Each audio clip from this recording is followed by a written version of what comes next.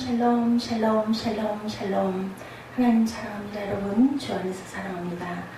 오늘 거룩하게 구별하다 출애굽기 19장 1절에서 46절까지 우리 함께 교독했습니다.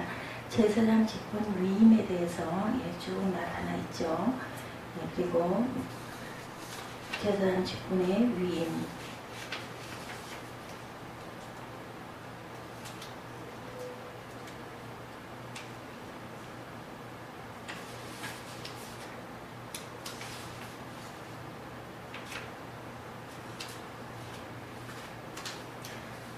우리 할렐루야 샬롬 하고 인사합니다.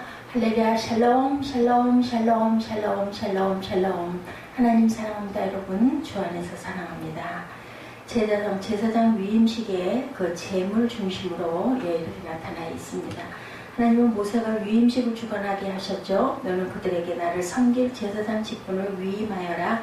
그들로 거룩하게 할 일이 이러하니라. 1절 상반절에 나타나 있습니다. 위임식용 제물을 가져오게 하셨고 2, 3절에는 아론과 그의 아들들을 회방문에서 물로 씻기게 하시죠. 4절에 제사장 직분을 맡으려면 성의를 입은 후에도 관유를 머리에 기름 부음 받다 하죠.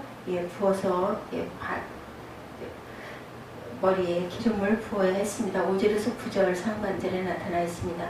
관유는 하나님께서 거룩하게 성별하셨음을 표시하는 특별한 제작된 그런 기름이었다고 합니다. 30장 23절에서 25절에도 나타나 있습니다. 하나님 기름을 부어 성별하는 방식을 영원한 규례로 삼으셨다. 오늘 29장 9절에 보니까 그렇게 나타나 있죠. 아론과 그의 아들들에게 띠를 띄우며 관을 씌워 그들에게 제사장의 직분을 맡겨 영원한 규례가 되게 하라. 너는 이같이 아론과 그의 아들들에게 위임하여 거룩하게 할지어다. 이렇게 말씀합니다. 위임식의 기름 부음이 상징했던 의미는 원형 대제사장이신 예수께서 사역을 시작하실 때 드러납니다. 주의 영이 내게 내리셨다. 주께서 내게 기름을 부으셔서 하죠. 누가복음 4장 18절에 그렇게 증거됩니다. 기름 부음은 예수께서 직무를 시작하기 전에 성령 받음을 상징하는 거죠. 그런데 성도들에게 이런 기름 부음이 성도들에게도 있었는데 너희는 거룩하신 자에게서 기름 부음을 받고 모든 것을 아느니라. 요한일서 2장 20절이죠. 그 말씀은 성도 중에서 특별히 신령한 자만 기름을 부음받는다라는 말이 아니죠. 모든 성도가 복음의 대제사장이므로 참 성도라면 누구나 기름 부음받는 사람이다. 로마서 15장 16절에도 말씀합니다. 그리고 10절에서 14절은 위임식의 속죄 규례에 대해서 말씀하죠. 너는 송아지를 회막 앞으로 끌고 오고 아론과 그의 아들들은 그 송아지 머리에 안수할지만 너는 회막문 여호와 앞에서 송아지를 잡고 그 피를 내 손가락으로 제단불에 바르고 그 피 전부를 제단 밑에 쏟을지며 내장에 덮인 모든 기름과 간 위에 있는 꺼풀과 두 콩팥과 그 위에 기름을 가져다 제단 위에서 불사르라. 그 숫소의 고기와 가죽과 똥을 짐 밖으로 불사르라. 이는 속죄제니라.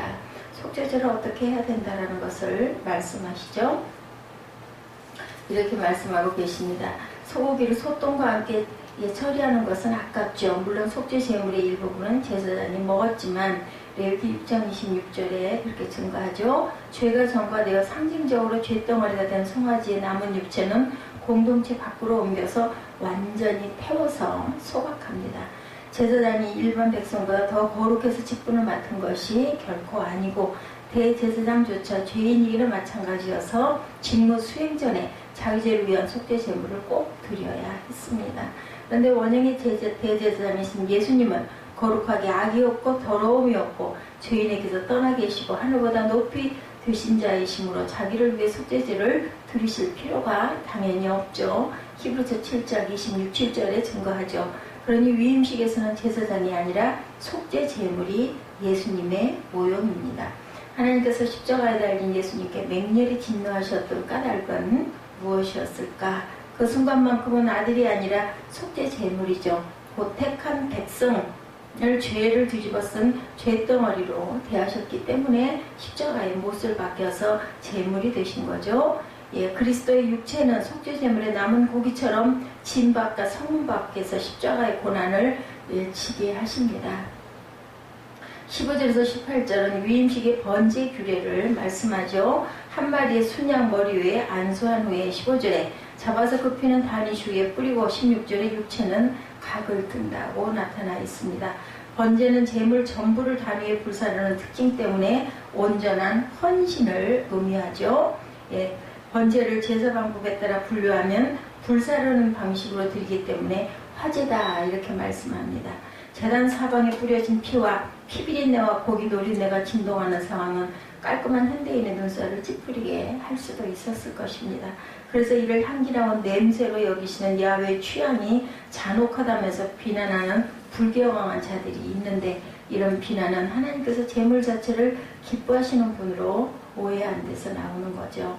다윗은 주님께서 제사와 예물을 기뻐 아니하시며 번제와 속죄제를 요구치 아니하신다는 사실을 계시받은 후에 내가 주의 뜻 행하기를 즐기오니 주의 법이 나의 심중에 있나이다 이렇게 찬송하는 부분이 나타납니다.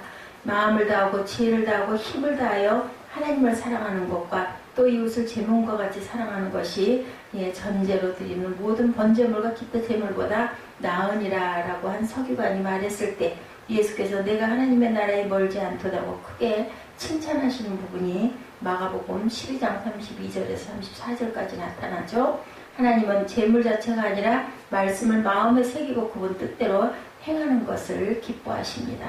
말씀대로 순종해서 드린 제물이라서 향기롭게 여기시는 거죠. 번제를 명하셨던 주님께서 신약 성도에게는 너희 몸을 하나님이 기뻐하시는 거룩한 사한 제사로 드리라. 이는 너희의 영적 예배라고 말씀하죠. 로마서 10장 1절이죠.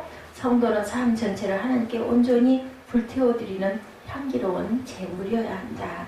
19절에서 28절은 위임식의 화목제 규례가 나타납니다. 임직자들은 다른 순양 한 마리의 머리 위에 안수하고 그 피를 각 사람의 오른 귓볼과 오른손 엄지와 오른발 엄지에 바른 후에 남은 피를 단주에 뿌리라고 나타나 있죠. 20절까지 특이한 점은 제단 위에 피와 관이를 임직자의 옷에 뿌리면 옷이 거룩하리라고 말씀하신 부분이 21절에 그렇게 나타나 있죠. 제단 위에 피와 관이를 가져다 아론과 그의 옷과 그의 아들들과 그의 아들들의 옷에 뿌리라. 그와 그의 옷과 그의 아들들 그의 아들들의 옷이 거룩해질 것이다 이렇게 말씀합니다. 제물의 피는 속죄를 위해서 필요했고 피 흘림 없이는 죄사함도 없기 때문이죠. 그런데 여기서 희생제물의 피는 속죄 외에도 성별하는 기능을 계시합니다.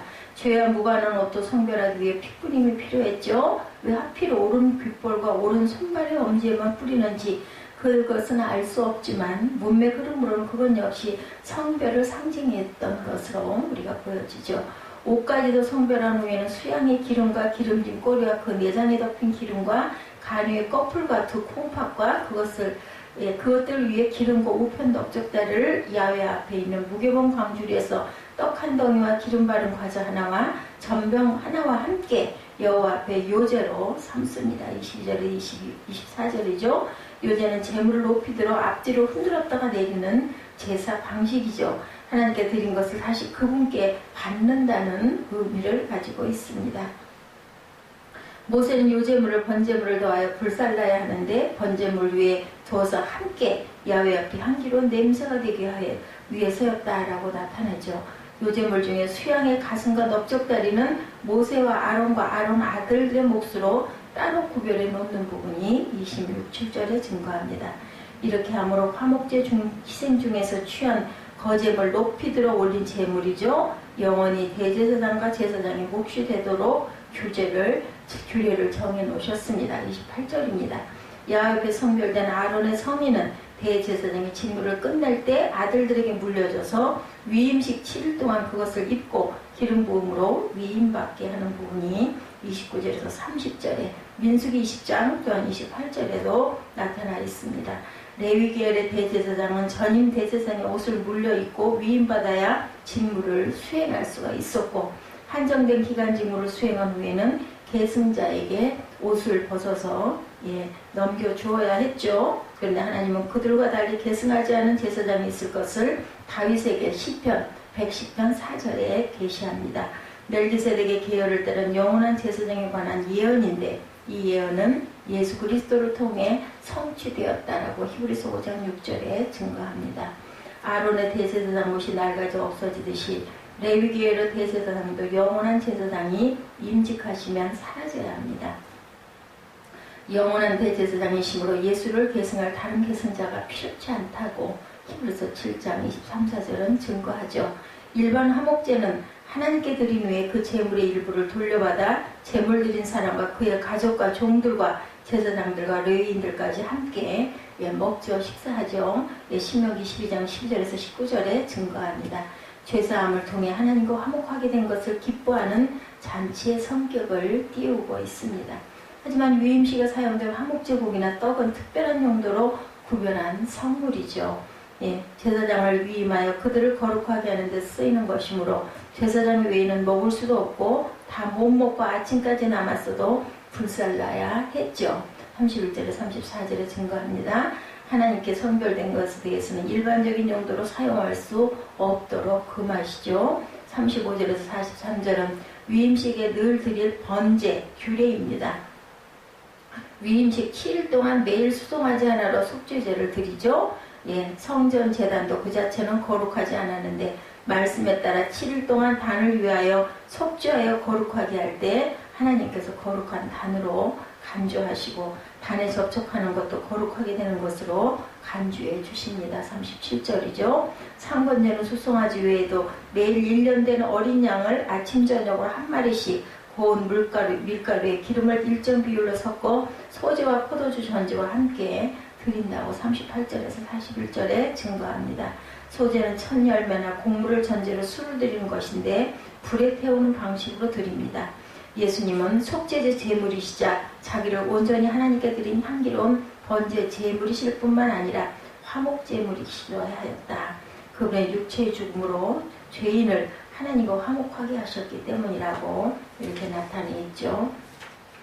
이 모든 것들의 그 규례가 오늘 출애굽기 29장 1절에서 46절까지 나타나 있습니다. 제사장 위임 직분에 대해서 또한 그 규례에 대해서 그리고 제사하는 여러 가지 방법에 대해서 말씀하고 계십니다.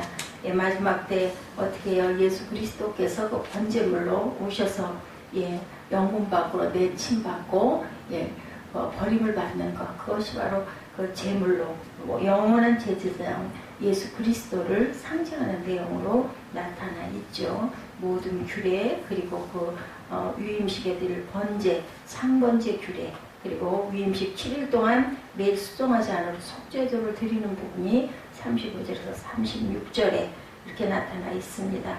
그리고 속죄 제물이시자 자기를 온전히 하나님께 드린 향기로운 번제 제물이 예수 그리스도이시다. 그분의 육체의 죽음으로 죄인을 하나님과 화목하게 하신 그런 내용이 오늘 말씀하신 이런 번제에 대한 모든 내용, 제사장 직분 위임과 번제에 대한 내용에 나타나 있다라는 것. 그리고 모든 위임식에 대한 부분도 또한 이렇게 나타나 있습니다.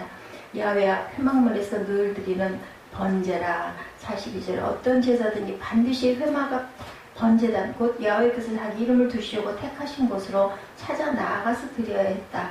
레위기의 17장 8, 9절에도 드러나 있죠. 그리고 여호수아 22장 29절에 번제나 소제나 다른 제사를 위하여 야훼 성막 앞에 있는 제단 외에 제단을 쌓음으로 야훼를 거역하고 오늘 야훼를 따르는 데에서 돌아서려는 것은 결단코 아니라고 이렇게 증거합니다. 구약에 있었던 모든 것들 번제단, 번제 규례 그리고 영문 밖으로 내쳐지는 그런 요제에 대해서 말씀하고 계십니다. 오늘 29장이죠. 우리는 예수 그리스도가 오셔서 단번에 제물로 드려주심으로 인하여 이제 막힌 담이 헐리죠. 성소의 휘장이 둘러치려지면서 우리 모두는 제사장들이 되었습니다. 그래서 하나님께서는 너희 몸을 거룩한 성전이라고 말씀을 하시죠. 그리고 우리는 항상 거룩과 성결을 실천하는 삶으로 하나님께 드리는 그런 말씀입니다. 말씀을 깊이 생각하시고 오늘도 거룩한 성전들을 거룩하게 지니시고 승리하시는 하루 되시기를 주님의 이름으로 축복합니다. 기도하시겠습니다.